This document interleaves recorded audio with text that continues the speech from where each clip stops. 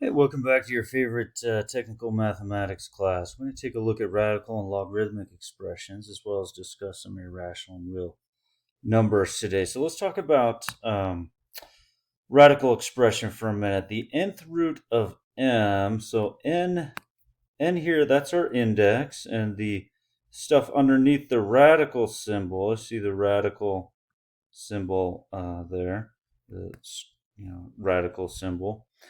The m is what's referred to as the radicand that's underneath the radical symbol. Now let's talk about what an nth root definition actually means.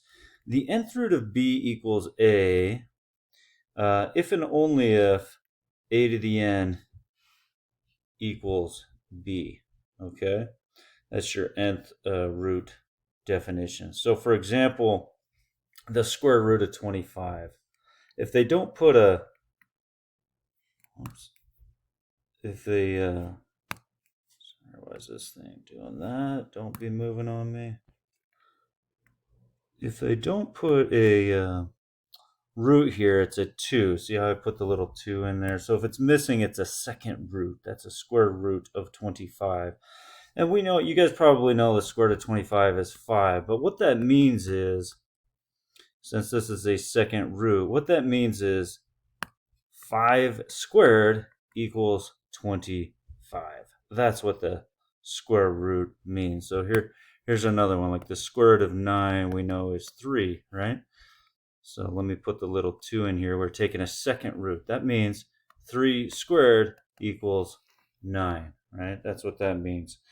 So what I like to do when I'm taking square roots is, if I'm taking a second root, like the square root of 25, is I like to break it up and say, I'm taking a second root and I like to factor the 25 down, and I'm looking for 2 of a kind.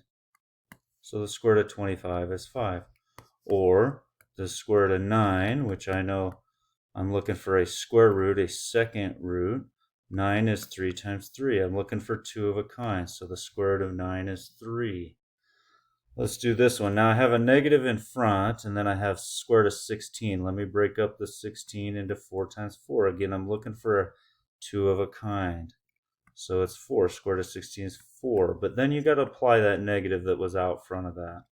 So negative square root of 16 is negative 4. Now let's do the third root of 8. The third root of 8. I'm looking for 3 of a kind. I know 8 is 4 times 2. But 4 is 2 times 2. So 2 times 2 times 2 is 8. And sure enough, I'm looking for 3 of a kind. So the third root of 8 is 2. Let's do it with the definition. The third root of 8 is 2. That means 2 to the third equals 8.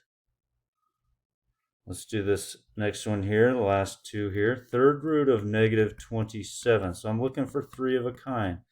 Well, I know negative 27 is negative 3 times negative 3 times negative 3. So the third root of negative 27, because I got 3 of a kind, is negative 3. Why is that? Well, because negative 3 to the third is negative 27. Let's do the fourth root of 16, and then we'll punch these into our calculator. The fourth root of 16, so I'm going to break down the 16. I know 16 is 2 times 8, and I know I can keep going with that 8. 8 is 2, 2, 2. Sure enough, I got 4 of a kind. So the fourth root of 16 is 2. Why is that? Well, because 2 to the fourth power is 16. All right. And so let's go ahead and punch these in now to Desmos. So you punch in desmos.com. Go to scientific calculator. And we'll go ahead and see that square root button. There's the square root of 25. You can see that's 5. Let's do negative square root of that 16. See how you get negative 4 there. Let's do the third root of 8. See this nth root right there? Nth root button right there. So I'm going to do the third root of 8, which is 2. Now let's do that next one. We had the third root, so I'm going to do the nth root. Third root of negative 27, which is negative 3. Our last one was the fourth root of 16, which is 2. So you can use your calculator as well on these to help check your work.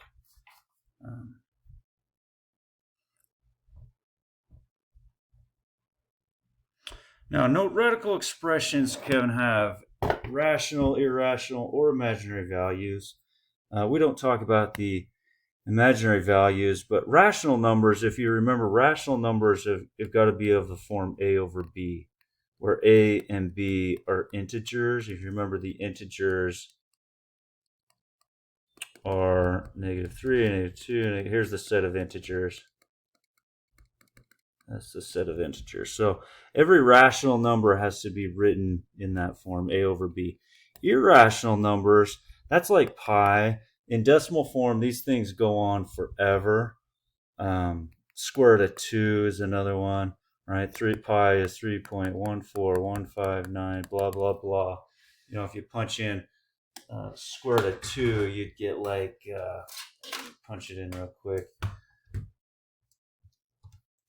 1.414. This is another irrational number. 1.414213562, blah, blah, blah. It keeps going. So in decimal form, irrational numbers do not terminate, nor do they repeat a pattern. Let's go ahead and look at these ones now. We have the third root of 125 over the third root of 27. So I'm going to go ahead and use those properties to do that. We're going to do this in by hand, and then we'll just show you can do this in a calculator too. 125, well, that's 25 times 5, and I know 25 is 5 times 5 times 5. 27 is 9 times 3. Well, 9 is 3 times 3 times 3. See how I have 3 of a kind here? And I have 3 of a kind there. So my answer should be 5/3 on this one. So let's go ahead and pull up decimals, and let's go ahead and check our work. So I'm going to go the third root of 125 over 27. You see how it gives me the 1.6 repeated? I can actually click on this and convert it to a fraction right there. See how it gives me the 5/3. So that's kind of nice. You can see, oh yeah, that's 5/3. Now let's look at this next one here. See how we have the square root of 19? Well, we're going to also punch this one in to our decimals. But just know,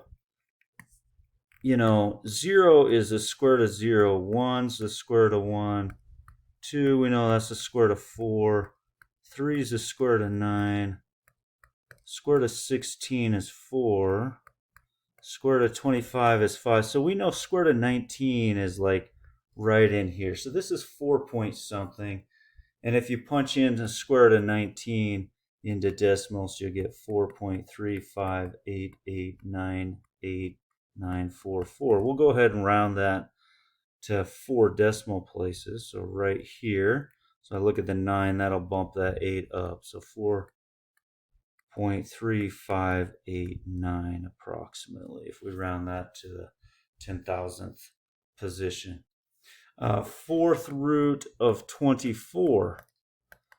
Well, we try to do this by hand. It doesn't work because you got 4 and 6. Whoops, 4 and 6. In other words, 4 is 2 and 2. 6 is 2 and 3. I don't have 4 of anything. And so we're just going to go ahead and approximate the fourth root of 24 with our decimals again. And we'll see that we get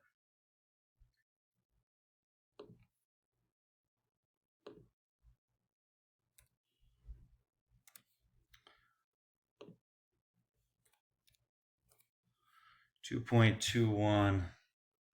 Let me write that down.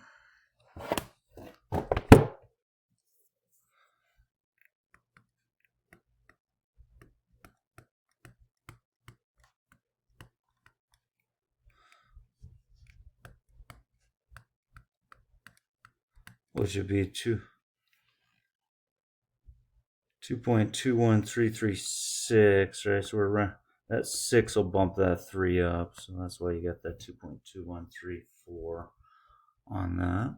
All right, so that's some radicals, rationals, and sometimes they're irrational numbers as well. So again, feel free to use your calculator as well to assist with those. Now, logarithmic expressions or logarithms, these are inverses of exponentials, and so these were developed by ancient mathematicians who are trying to find unknown exponents. Oops, that shouldn't have moved there, sorry. And this is how it's defined. So log base b of n equals x if and only if b to the x equals n. So let's do some using that. This is the logarithmic form on the left. This is over, and that's right here. Okay. Right here is the exponential form of a logarithm. Okay. So how you evaluate these by hand is you go ahead and set it equal to something. Let's set it equal to x. And we're going to use the exponential form. And so the exponential form says 4 to the x power equals that 16. And if we can answer who x is, we'll have our answer. And we know 4 squared is 16, right? 4 times 4. So we know x is 2. So x is 2. Therefore, log base 4 of 16 must be x, which is 2. Let's do another one. Log base 2 of 32. Again, first step, set it equal to something. Second step, put it in exponential form. 2 to the x power equals that 32 right there. And now just answer the question. 2 to what power equals 32? Well, I know it's not 2 squared. That's not right, because that's 4. It's not 2 to the third. 2 times 2 times 2, that's 8. It's not 2 to the fourth. 2 times 2 times 2 times 2, that's 16. But it is 2 to the fifth. So we know x must be 5. Therefore, I go back. Therefore, that's what I was looking for. What was x? X is 5. So log base 2 of 32 equals 5. Okay. Now the logarithms that we use most frequently in applications in nature are base 10 and base e. E is an irrational number. Okay, this was discovered by the Swiss mathematician Jacob Bernoulli when he was studying compound interest, and then it was published by Euler, and it's known as Euler's number, Swiss mathematician. So E is 2.718. So just like pi is 3.14, of course it keeps going, 159, blah, blah, blah, blah, blah. E is a very, very famous irrational number. In decimal form, it also does not repeat, goes on forever, and it does not repeat any patterns either. So that's a famous irrational E. But we use base 10 and base e a lot in logarithms, so I want to make a note here. If you see log base 10 of x, oops, I'm going to do that.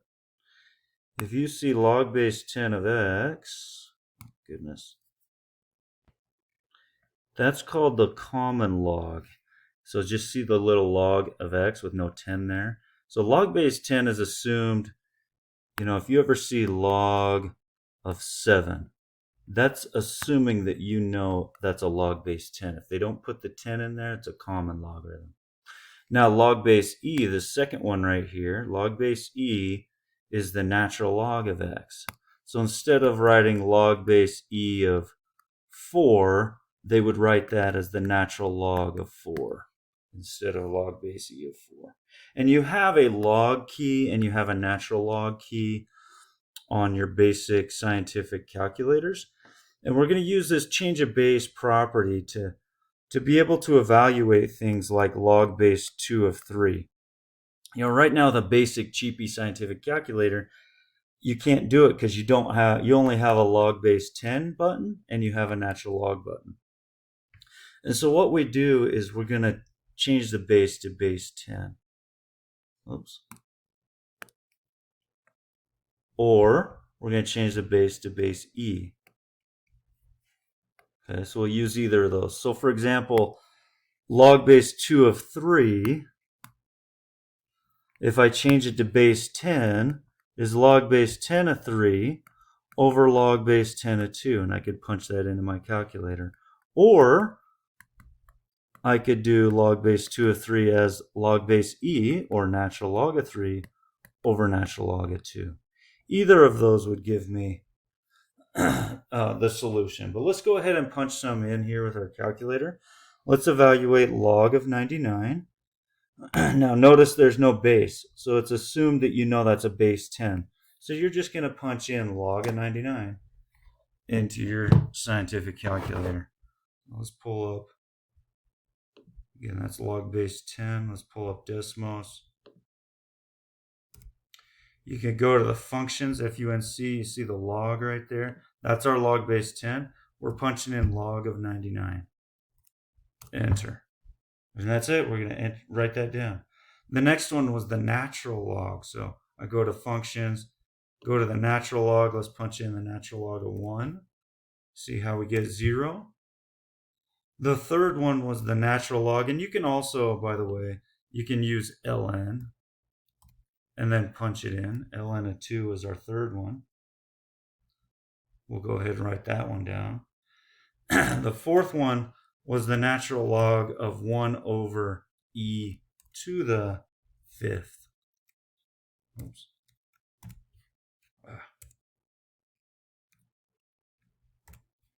You see how you get -5 on that. Okay, let's go ahead and write those down real quick. So log of 99 ended up being, our calculator, 1.995635195. If I don't, it keeps going, by the way. This is an irrational number. So we could round it to whatever we wanted. Let's say we round it to 3 decimal places. That'd be 1.996. Natural log of 1 is 0. So that's a rational number, right? Natural log of 2 spit out 0.69314711806. Again, this keeps going. We could round that if we wanted.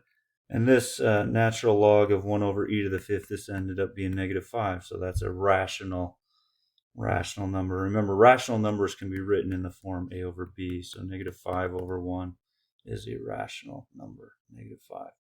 All right, and that leaves us for these ones to change the base on. So we don't have a log base 10 key. So we're going to either enter this as log base 10 of 8 over log of 3, or we could punch this as the natural log of 8 over the natural log of 3. Either of those would be fine, and we'll do that in just a second. Let's write out these other ones as well. So this one would be log of 2506 over log of 7. Or you could use the natural log of 2506 over the natural log of 7. This next one would be the log base 10 of 14 over log base 10 of 5. Or you could punch it in as the natural log of 14 over the natural log of 5.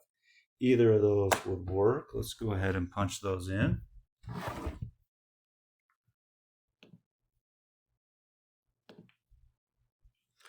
First one was log of 8 divided by log of 3. So we get that 1.8927. Now notice that's the same as the natural log of 8 divided by the natural log of 3. See how you get the same answer there? The second one was log of 2506. Oops. Log 2506 divided by log of 7. Or you could do the natural log of 2506 divided by natural log of 7. Again, get the same answer there. We'll go ahead and write these in just a second. Last one was log of 14 divided by log of 5. Or you do natural log of 14 divided by natural log of 5 on that.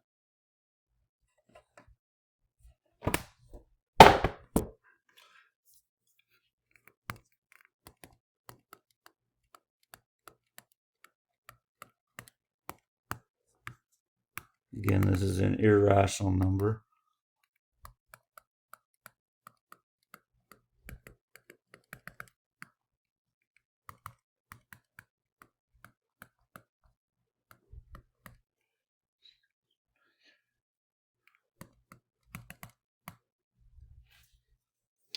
And that's your introduction to radical and logarithmic expressions. Appreciate you taking notes. We'll see you next time.